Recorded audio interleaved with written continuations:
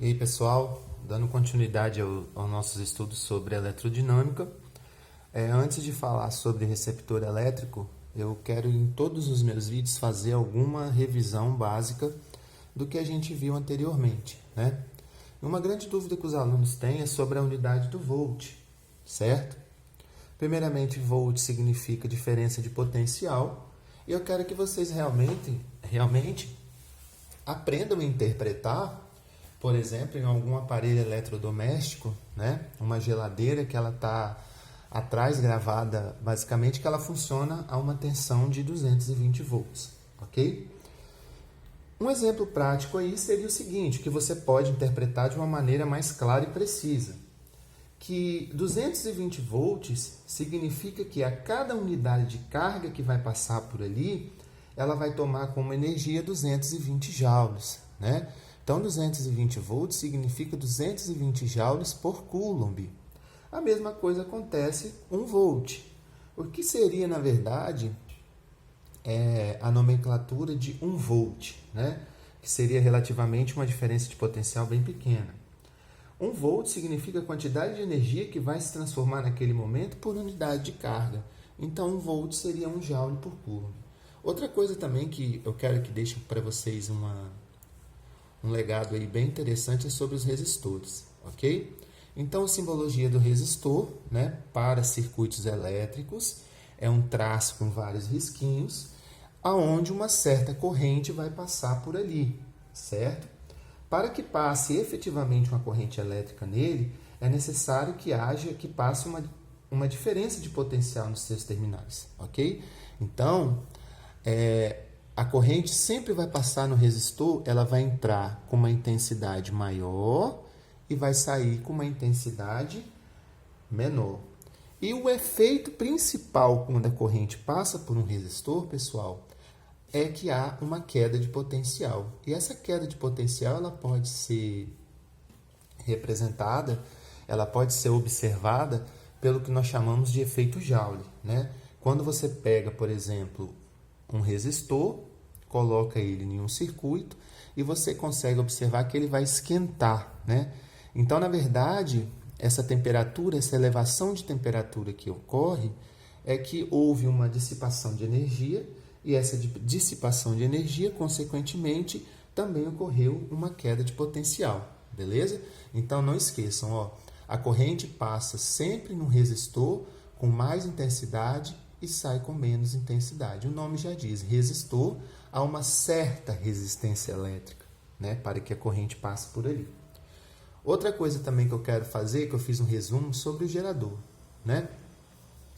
O gerador ele pode ser uma pilha, uma usina termoelétrica, ok? Mas para os nossos estudos de ensino médio, nós vamos trabalhar com o gerador como se fosse uma pilha, beleza? Então, qual é a característica principal dentro do gerador? A corrente elétrica entra no gerador sempre com menor potencial e sai do gerador com maior potencial. No gerador, pessoal, há uma elevação do potencial elétrico, ok? Um exemplo prático de gerador é a pilha, como eu havia dito para vocês. A pilha, por exemplo, ela consegue transformar uma quantidade de energia não elétrica em energia elétrica. Quem seria essa energia não elétrica? É uma energia química, né?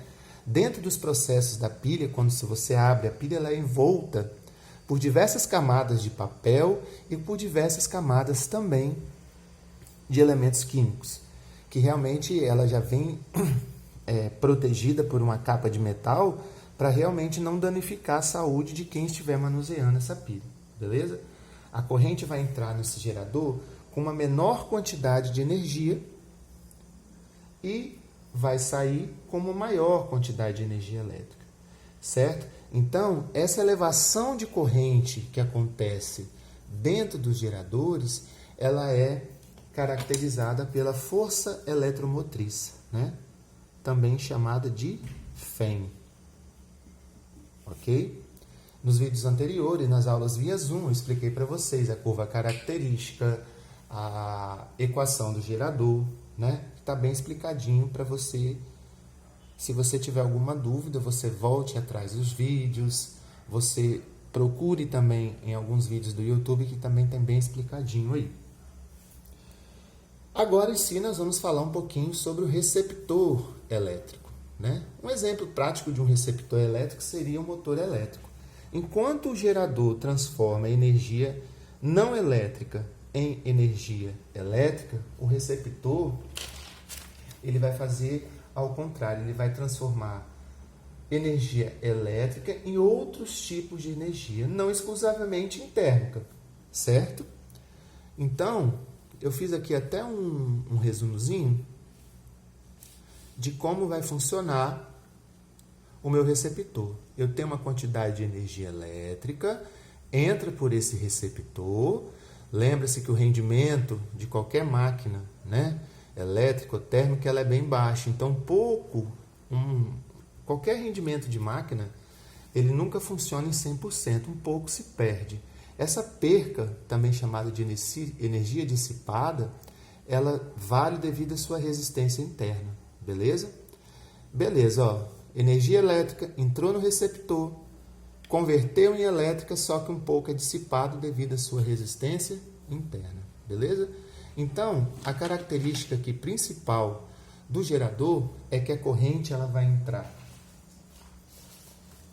com maior quantidade de energia elétrica e ela vai sair com menor quantidade de energia elétrica. Então, vamos supor que eu tenho um gerador e ele está ligado a 220 volts, beleza? Só que ele perdeu 3 volts devido à sua resistência elétrica, ou seja, 3 volts realmente foi dissipado, foi se perdido, devido aos seus processos, né, dentro do motor, de trabalho, devido ao funcionamento do motor, um pouco também dessa energia vai se perder. Eu faço a seguinte pergunta para vocês. O que efetivamente ele recebeu foi 220. Como vou comprovar isso daí? Através de uma fórmula, né? Através da nossa formulazinha, ó, agora vai ser o seguinte. O U vai ser a tensão que ele recebeu. Vou até colocar aqui, ó. Beleza? O que ele recebeu é realmente o que ele vai aproveitar, mais o que ele vai perder. O que ele aproveitou foi 117, como eu falei nesse exemplozinho aqui. O que ele perdeu foi 3, beleza? Então, se você somar 3 mais 117, vai dar o 220. E uma questão bem importante, o que difere a equação do gerador para a equação do receptor? Enquanto o gerador, a quantidade de energia, a tensão, ele produz e joga fora, então esse jogar fora eu vou caracterizar o gerador com um sinalzinho de menos. Já o receptor, o que ele realmente consegue ser introduzido dentro desse gerador vai ser o que ele produz mais o que ele joga fora.